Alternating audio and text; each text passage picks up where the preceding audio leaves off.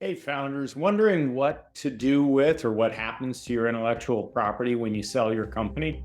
Well, first, though we're not lawyers, we can tell you that in a buyout deal, your intellectual property is essentially everything from your website and the name of your business or the name of your processes, all the way out through anything that really differentiates the business. And it becomes a huge part of what's valuable about your company. It's not the same as the intangible assets like customer relationships and unique processes, but your IP, your unique IP, even if you haven't protected it with patent or trademark, becomes part of the deal. Minimally, what you want to make sure of is that your employees don't think that because they've contributed to it, they own it, unless that's a deal you've made with them. Your buyer's going to want to make sure that your employees have signed minimally confidentiality agreements about it, but probably invention assignment agreements, which if you're in a software business or a life science company, some sort of publishing endeavor,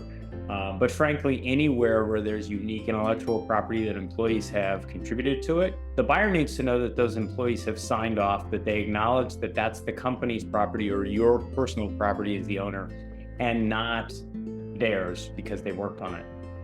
And then beyond that, your buyer wants to make sure that that is all transferred over to them, and that's going to be captured in the purchase agreement. So this is an area where it's really, really important to the value of a business, but it doesn't get a specific valuation.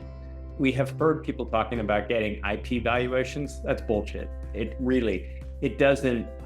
Don't waste your money. Don't go out and do it. I mean, look, if it's a dispute between partners and you need that for the litigation support, sure, go ahead. But when it comes to a buyout deal, it becomes part of the value of the company and doesn't have its own unique valuation, but it contributes heavily to the valuation is what we're saying. And so, you know, there is specific treatment to it. There is specific protection of it. And there are some steps you got to go through to make sure that it is clearly yours and that when the buyout is done, assuming it's a full buyout or a substantial majority recapitalization, that the buyer is comfortable that they own it at the end of the transaction.